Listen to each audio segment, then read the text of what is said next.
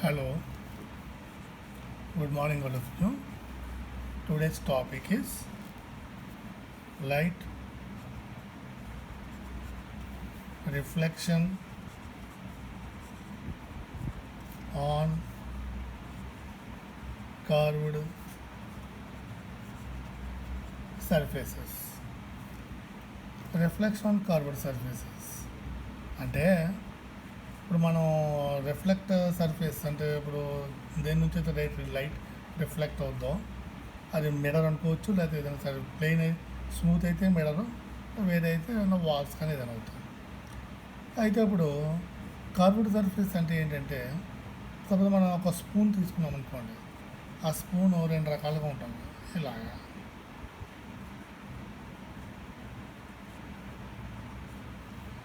So ఈ లోపల part మనం చూస్తే దీంట్లో మనకి దగ్గరగా పెట్టుకున్నప్పుడు పెద్ద మొహము, దూరంగా వెళ్ళినప్పుడు చిన్నగా అయిపోతుంటుంది. అది ఇన్వర్ట్ తిరగబడుతుంది. అలాగే ఇది యువతల పక్క చూస్తే మనకి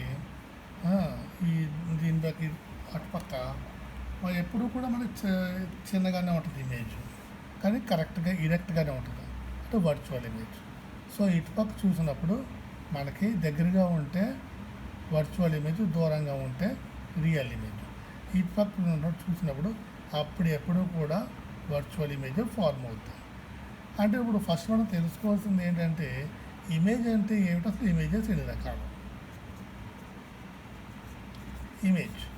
ఇమేజ్ అంటే ఏంటి? The meeting point of two rays is called image. ఎక్కడైతే టూ రేస్ మీట్ అవుతాయో దాన్ని ఇమేజ్ అంటాం. Image, it is the point where the light rays meet. The two light rays meet. ఎలాగా? యాక్చువల్గా మీట్ అవ్వచ్చు, అపియర్స్ టు మీట్ అవ్వచ్చు. అంటే meet అవుతున్నట్టు కనిపించవచ్చు. Meet as actually or apparently.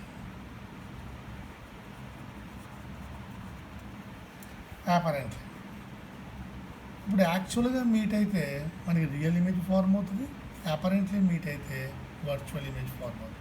ఇందాక మనం మిర్రర్లో చూసాం. మిర్రర్లో చూసినప్పుడు ఏమవుతుంది, మనకి యాక్చువల్గా కలవు కానీ కలిసినట్టుగా కనిపిస్తాయి మిర్రర్లో. అదేంటి? అప్పుడు వర్చువల్ ఇమేజ్ ఫార్మ్ అవుతుంది. ఈ వర్చువల్ ఇమేజ్ ఎలా ఉంటుంది? ఎరెక్ట్గాను స్ట్రైట్గాను ఉంటుంది. యాక్చువల్ ఇమేజ్ ఎలా ఉంటుంది? ఇన్వర్టెడ్గాను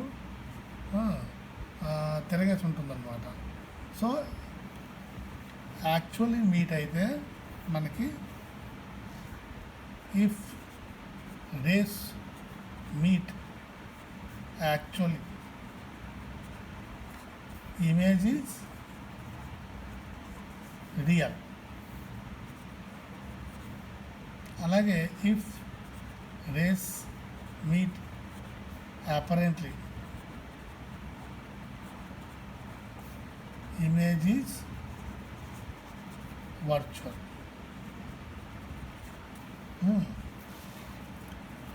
సో వర్చువల్ ఇమేజ్ ఎలా ఉంటుంది? తిరగేసి స్ట్రైట్గా ఉంటుంది, ఎరెక్ట్గా ఉంటుంది. ఇది స్క్రీన్ మీద ఫార్మ్ అవుతుంది. అంటే అర్థంలో మనం ఇమేజ్ చూస్తాం అనుకోండి, అది ఎప్పుడు కూడా మనకి కెమెరాలాగా ఫోటో తీసుకోవడానికి అవ్వదు, సినిమాలాగా గోడ మీద చూపించడానికి అవ్వదు స్క్రీన్ మీద. కానీ రియల్ ఇమేజ్ అయితే చూపించవచ్చు. అదే రియల్ ఇమేజ్ మనం దాచుకోవడానికి పని చేస్తాయి, వర్చువల్ ఇమేజ్ దాచుకోవడానికి పని చేయదు.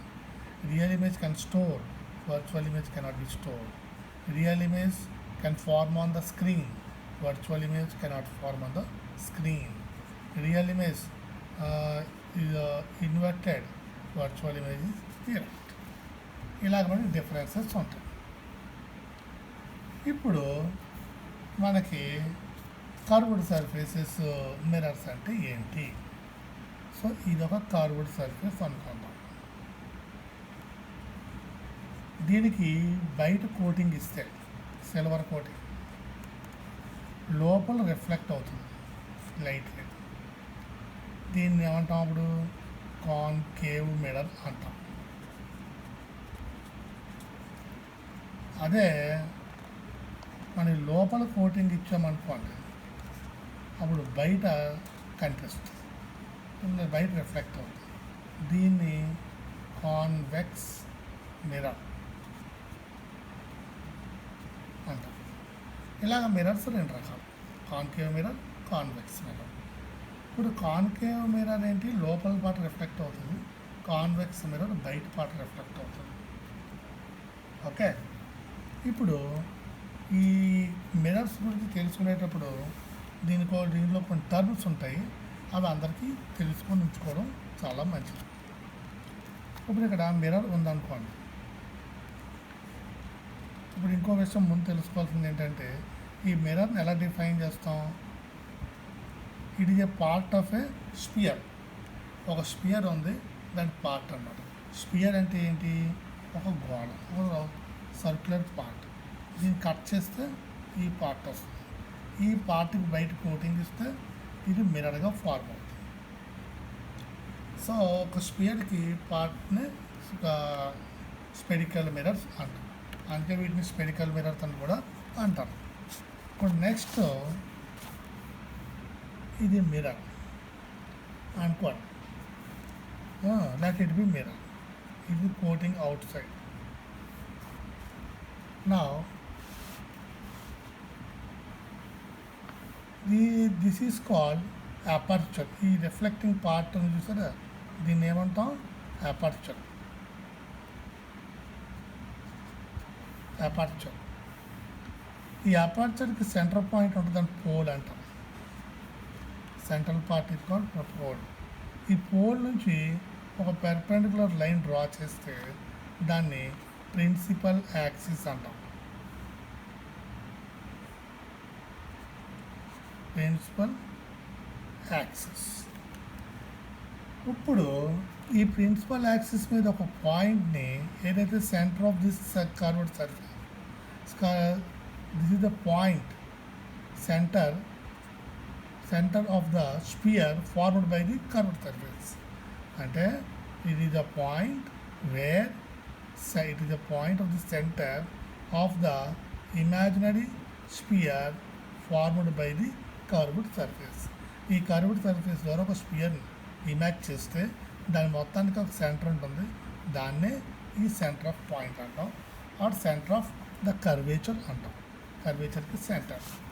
So this is called centre of curvature. C, ఈ సెంటర్ ఆఫ్ కర్వేచర్కి ఇక్కడ పోల్కి మధ్య డిస్టెన్స్ని రేడియస్ అంటాం.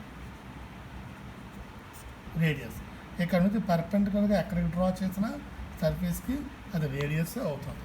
ఎలాగంటే ఒక సర్కిల్ ఉంది అనుకోండి, సెంటర్ ఉంది అనుకోండి, ఇక్కడ నుంచి రేడియస్ ఎప్పుడు పర్పెండిక్యులర్గానే ఉంటుంది కర్వేచర్కి. అలాగే ఇక్కడ నుంచి పర్పెండిక్యులర్ లైన్ డ్రా చేస్తే అది రేడియస్ అవుతుంది. సో ఇది కూడా పర్పెండిక్యులర్ లైనే కాబట్టి it is also radius. And next ఇప్పుడు ఈ సెంటర్ ఆఫ్ పాయింట్కి, సెంటర్ ఆఫ్ కర్వేచర్కి, పోల్కి మధ్యన ఒక పాయింట్ ఉంటుంది, ఫోకస్ అంటాం. ఫోకస్. ఈ ఫోకస్ ఏంటి? ఇది ఒక కర్వేచర్ అనుకోండి, మిర్రర్. ఇది సెంటర్ ఆఫ్ కర్వేచర్. ఇప్పుడు ప్యారలల్ లైట్ రేస్, ప్రిన్సిపల్ యాక్సిస్కి ప్యారల్గా ఉన్న లైట్ రేస్, ఇది ప్రిన్సిపల్ యాక్సిస్. దీనికి ప్యారల్గా ఉన్న light rays after reflection meet through a point on the principal axis called focus. దీన్ని ఫోకస్ అంటాం. దాన్నే ఫోకస్ అంటాం. సో ఫోకస్ అంటాం. ఇప్పుడు ఈ ఫోకస్కి పోల్కి మధ్య ఉన్న డిస్టెన్స్ని ఫోకల్ లెంత్ అంటాం. Focal length. ఇప్పుడు ఈ సెంటర్కి పోల్కి మధ్య ఉన్న డిస్టెన్స్ రేడియస్ అంటాం. ఈ రెండింటికి ఒక రిలేషన్ ఉంది. ఈ radius is equal to twice of focal.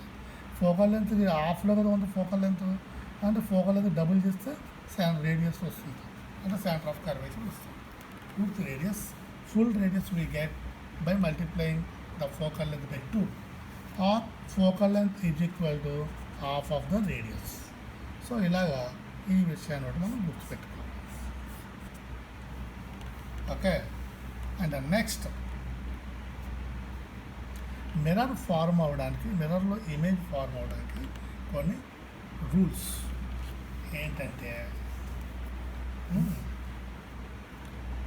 First మిర్రర్లో ఏం తెలుసుకున్నాం, ఈ పార్ట్ రిఫ్లెక్టింగ్ పార్ట్ని అపర్చర్ అంటాం.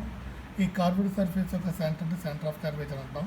సెంటర్ ఆఫ్ కర్వేచర్ నుంచి పోల్ డిస్టెన్స్ రేడియస్ అంటాం.